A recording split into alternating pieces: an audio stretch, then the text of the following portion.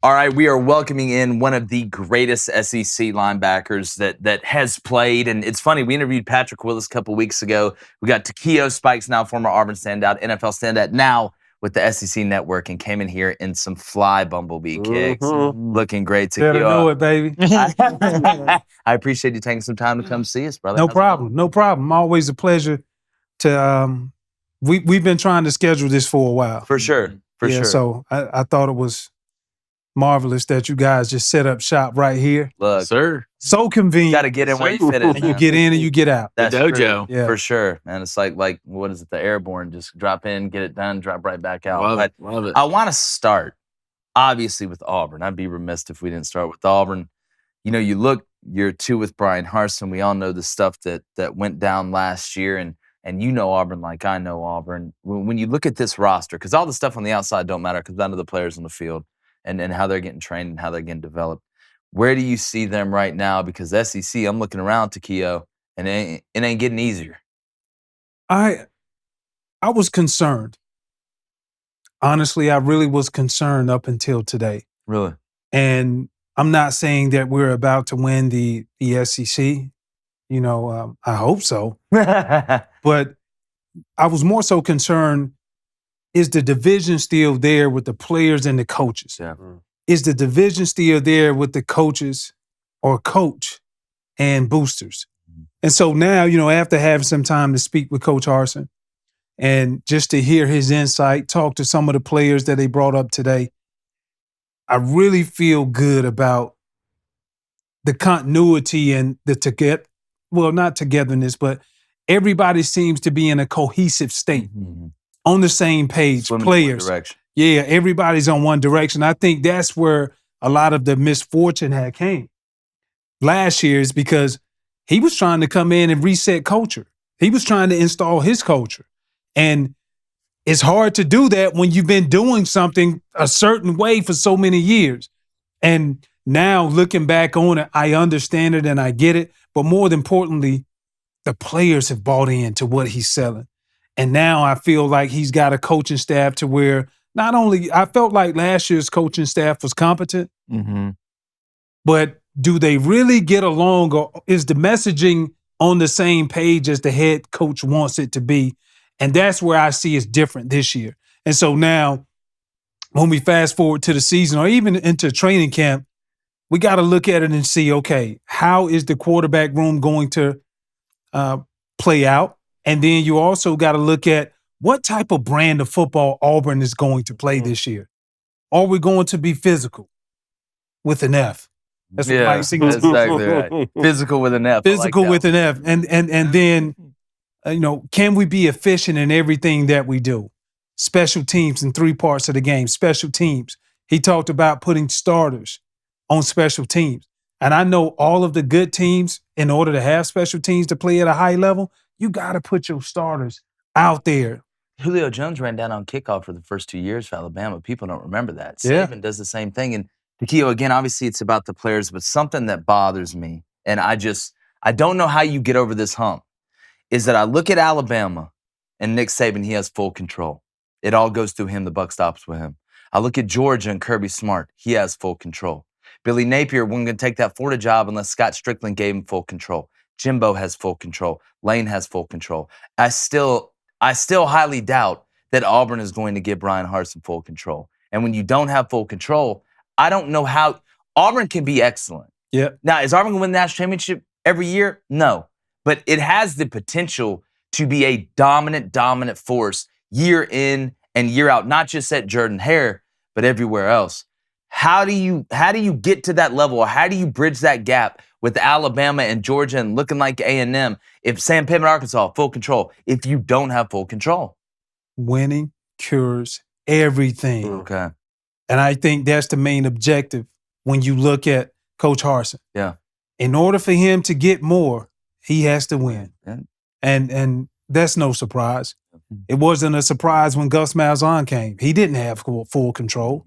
You know, and so sometimes you just have to take it for what it is and understand what you're up against.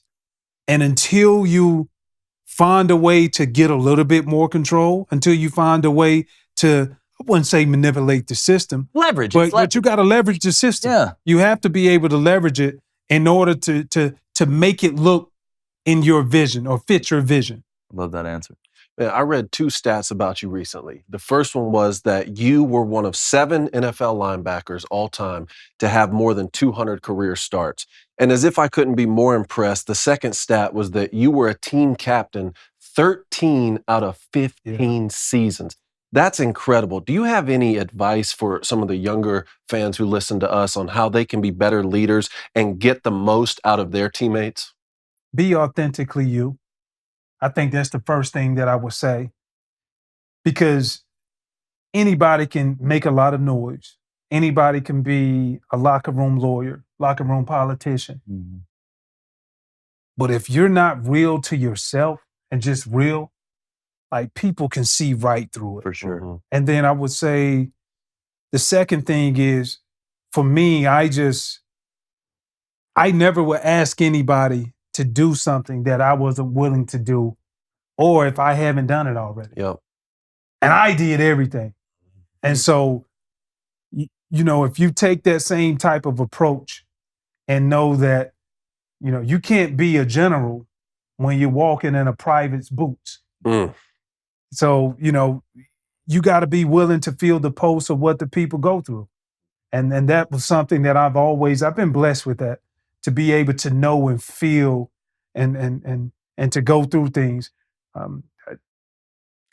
Cole Kublik, me and him we were together last night sharing some great stories, you know, just talking about everything. And one of the things that he reminded me of was, he was like, Spikes, you remember this time you got up in a team meeting? And I totally forgot about the team meeting. But I bring it back home just talking about the post. And what I said to the team was, you know, just in short form was, look, this is the way that we're going to do it. Terry Bowden told us to vote. We ain't voting. We don't do it this way. And if you disagree with it, you can go outside. Mm-hmm. And, you know, and I think that's what leadership is all about, being able to not only talk the talk, but walk the walk. You mentioned the phrase bringing it back home. You're from not that far from Augusta, Georgia, not that far, which isn't that far from Athens or South Carolina. What made you choose Auburn when you were coming out? It's just the opportunity. You look at, you know, the big thing for me, I was looking at Auburn came off an 11-0 season, then 9-1-1. And after the 9-1-1, that was my freshman year. So, and I actually committed to Florida State. Mm. It felt like home. Yeah. Like, you know, like, yeah, heck yeah. Shit, y'all Auburn guys. You know what I mean? So that's what it was. It really felt like home, and I decided to take advantage of it. Well, for sure.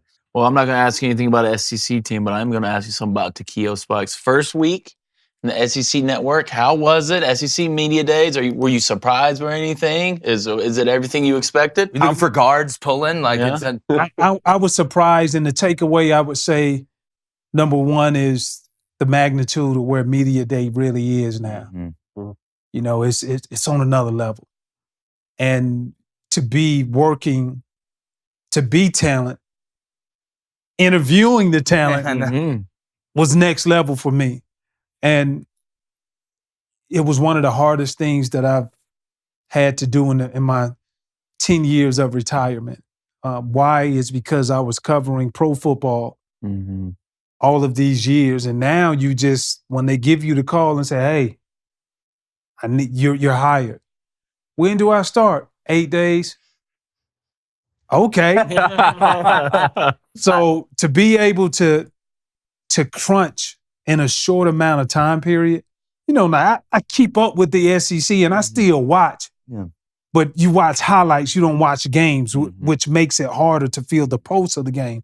So that was the hardest thing, you know. So my takeaway is really just seeing the magnitude of where the game has grown, where the conference has grown, and just having the opportunity to interview some of the best coaches in the world and get their perspective on what it would take in order to change their current circumstances. Well, the league is so healthy right now. I mean, you look around at the depth. I mean, obviously, Alabama and Georgia look like the front runners. They look like the best horses in the race. But you look around with Tennessee and Arkansas and Auburn and Brian Harsin year 2, Shane Beamer in South Carolina. You can tell the league is getting better and better and better and better. But Takeo, I know you've done a great job this week. It's been a pleasure watching you, man. I'm glad we finally got to get this interview done, and we got to do it again, man. Now it's for the SEC Network. You know, we're hitting college football real hard. Yeah, let me get some games, a few weeks up under the belt, and we can come back and have a more in detail chop session. Oh, look, we'll do it. We'll chop this up like the restaurant down the street.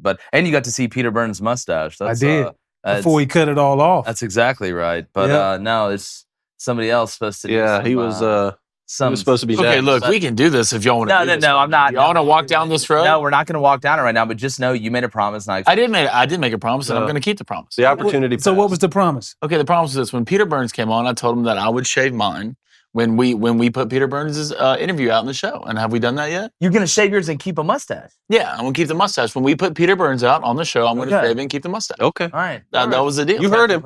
You heard him. Yeah. We need to tag it with this episode. We are going to. Believe me. We hold our feet to the fire. But Takeo, it's great to see you again, brother. Congratulations. All right, guys. Super excited to have you covering the college game. Yeah, man. Thank you. All right. Make sure you subscribe.